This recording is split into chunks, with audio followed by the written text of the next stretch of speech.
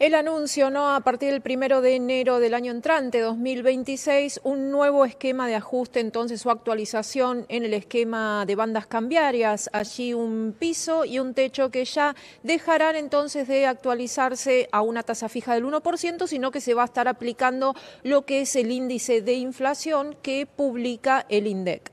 Vamos a estar analizando todo esto, las repercusiones, cuál es el impacto, cuál puede llegar a ser el valor máximo que pueda llegar a alcanzar el dólar, según las proyecciones y estimaciones que hay, ¿no?, de lo que pueda llegar a medir la inflación para los próximos meses. Vamos a estar hablando de todo esto con Austin Maiqueira, gerente general de Sailing Inversiones.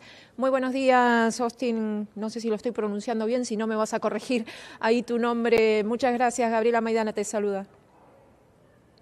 Buenos días, Gabriela. Está perfecto el nombre, está bien pronunciado. Es un poco raro y estoy acostumbrado a que sea difícil. Que te llames de distintas maneras. Exactamente, Austin es normal para mí, así que cualquiera es bienvenida. Bien, bueno, Austin, entonces vamos a estar hablando, a ver, primero tratemos de eliminar esto, ¿no? O eliminar o ratificar, confirmar o terminar descartando, ¿no?, la idea esta que se está hablando. Bueno, esto se trata de una devaluación encubierta, muchos están diciendo eso, algunos analistas sostienen eso. A ver, explícanos un poquito si por sí o por no. No, yo creo que no, porque el tipo de cambio dentro de las bandas va a seguir flotando como estuvo hasta hoy, con lo cual no creo que sea una devaluación encubierta y tampoco creo que sea, digamos, inflacionario per se, porque la realidad es que en un tipo de cambio flexible, en el que el tipo de cambio se mueve dentro de las bandas, por sí solo, digamos, no es inflacionario. Va a depender, por supuesto, de cómo aumenta la cantidad de dinero, sobre todo, ¿no? Bueno, ahí el anuncio, ¿no?, es que se va a estar entonces actualizando ahora por el índice que publica el INDEC. Esto entonces implica, a ver allí, explicarnos para quien estoy escuchando, ¿no?, implica tener un rezago allí de 2 meses. A ver, decinos, hacernos una mínima proyección de cuánto estaría entonces aproximadamente el valor del dólar, ¿no?, cuando sea enero la primera actualización y algunos meses según las estimaciones que ya hay sobre el índice IPC. Bien, bueno, el tipo de cambio se iba a estar actualizando al 1% mensual antes de este cambio, y ahora, como el dato de inflación llega con algún rezago, digamos, en enero vamos a estar actualizando las bandas por la inflación que salió en noviembre, digamos. Eso va a hacer que las bandas se amplifiquen, por así decirlo, de una manera básicamente del doble a la que veníamos, porque la inflación dio prácticamente el doble o un poco más que ese 1%. Pero lo que yo quiero señalar acá es que eso no implica que el dólar vaya a estar en esos valores, ¿no? Porque la realidad es que va a estar flotando dentro de esos valores. Y bueno, después con el REM, por supuesto, que podemos proyectar cómo va a seguir la inflación bueno, tanto en diciembre como en enero y todo el año prácticamente. Y claramente nos dan unas bandas que son mucho más abiertas que la que estamos viendo hoy, que en mi opinión le da mucho más sostenibilidad al programa, porque hoy en día, si vemos en la cotización del dólar y las bandas actuales, vemos que está prácticamente muy cerca de la banda superior. Lo que esto va a hacer es que sea mucho más sostenible el hecho de que el dólar flote más más acercándose al centro, digamos, ¿no? Claro. Básicamente, esto nos va a dar unos valores a fin de enero, aproximadamente, fin de febrero, cercano a los 1.600 el techo, ¿no? Después el dólar hará lo que tenga que hacer conforme la cotización de un mercado de oferta y demanda, ¿no? Pero insisto, para mí el dato acá importante es que le da mucha más sostenibilidad al programa, porque saca esa presión que tiene el Banco Central o el mercado de que estamos esperando todo el tiempo a ver cuándo entra el Banco Central a intervenir, cuándo llega al techo de la banda, y eso genera expectativas erróneas, digamos, o malas. Esto, bueno, era un reclamo generalizado, ¿no? También de, no solamente aquí en lo local, ¿no?, en distintas entidades allí internacionales lo estaban reclamando. ¿Por qué no se hizo antes? ¿Y por qué al día de hoy todavía no estarían dadas las condiciones para una libre flotación real, ¿no? Eliminar directamente las bandas. Ok, yo en principio creo que no lo han hecho antes por un tema electoral, de caída de demanda de dinero, en un contexto donde la gente no quiere pesos. Abrir las bandas o hacer esto que hicieron de amplificarlas hubiera significado una demanda de dólares muy fuerte desde el principio, digamos. En este contexto donde pasaron las elecciones, salieron a favor del oficialismo, se vuelve a recuperar esa demanda de pesos, salió el dato de compras de dólares que fue muy inferior a lo que había sido octubre y septiembre, el dato de noviembre, ¿no? Con lo cual, yo creo que va por ahí la razón por la cual lo hacen ahora y no lo hicieron antes. Y me olvidé el punto 2 que me habías preguntado. Te consultaba, bueno, ¿por qué no lo hicieron antes y por qué no se pueden todavía eliminar directamente, no levantar y que flote realmente libremente el tipo de cambio? Bien, yo creo que el mercado tiene que aprender, digamos, a flotar, ¿no? En un país que la moneda ha sido bastardeada, que se han creado monedas, recordemos que el peso es una moneda relativamente nueva, de los 90, el mercado tiene que aprender, digamos, a convivir con esa flotación, a convivir con una menor volatilidad. Si hoy liberamos las bandas, que es posible, digamos, que la volatilidad de la moneda sea muy elevada, lo cual eso frena todo tipo de inversión, todo tipo de consumo. Entonces, es una forma de mantener acotada la volatilidad y ahora que en términos reales, digamos, las bandas van a ir creciendo porque no ajustan por la inflación de Estados Unidos, de alguna manera se permite que el tipo de cambio real vaya fluctuando y de esa manera aprendiendo a flotar, digamos, ¿no? Es una persona que está aprendiendo a caminar, que hay que acompañarla en ese proceso, básicamente. Ujú. Ahora, bueno, también en paralelo con esto se anunció un nuevo esquema de compra de dólares, ¿no? Con la importancia entonces que tiene esto de la acumulación de reservas. Allí otro de los puntos, ¿no? Muchos dicen el riesgo país que va atado con esto no es el talón de Aquiles de este gobierno. A ver, ¿cómo lo analizamos a esto? ¿Cómo va a ser este nuevo esquema de acumulación de reservas? A ver la importancia, si esto va a ser con emisión o no. Bien, perfecto. Evidentemente el mercado en algún punto creía que sin reservas, digamos, el riesgo país debía ser más elevado porque luego del anuncio el riesgo país se ha desplomado, los bonos ya, la tira de bonos rinde un dígito, entonces evidentemente había algo de necesidad de acumular reservas. Lo van a hacer contra aumento de la demanda de dinero, que el Banco Central proyecta que va a aumentar del 4,2 del PBI al 4,8. Con lo cual, en ese sentido, va a ser contra emisión de pesos. El Banco Central va a inyectar pesos para comprar esos dólares, pero siempre y cuando crea que la demanda de dinero está aumentando. ¿Por qué es clave esto? Porque frente a un aumento de la demanda de dinero, lo que sucede si yo inyecto pesos es que no es inflacionario. Y una característica principal es que está sujeto a ese supuesto.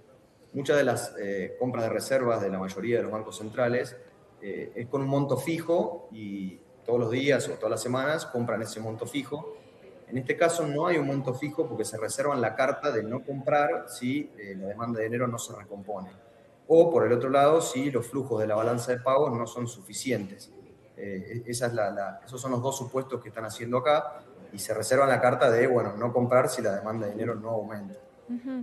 A ver, el riesgo país no bajó, ayer cerró en 561 puntos. ¿Cuánto más tendría que caer o llegar más bajo, ¿no? Para poder lograrse este objetivo del gobierno de poder entrar entonces definitivamente al mercado de deuda internacional?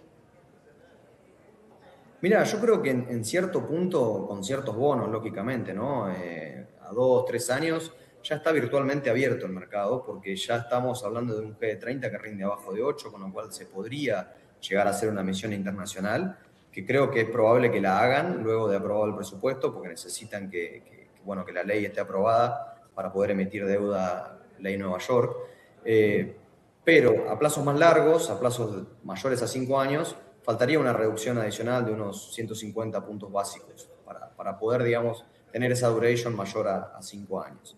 Claro, lo que pasa que esta baja, ¿no? Con el alto nivel de volatilidad que tenemos acá, ¿lo ves que esté consolidado así o puede llegar a tomar de nuevo, repuntar y subir muchísimo más? Bueno, eso es un punto muy interesante porque la realidad es que de repente en enero teníamos un riesgo país similar a este y Claro. decíamos, bueno, el acceso al mercado internacional lo recuperamos y después en pocas ruedas se dio vuelta. Es similar a la pregunta que vos me decías con el tipo de cambio, ¿por qué no flotamos aún, no? Y bueno, es esa percepción de que en Argentina la estabilidad es transitoria. Me parece que vamos a tener que transitar unos meses con este riesgo país para decir finalmente, bueno, somos un país más normalizado en ese sentido.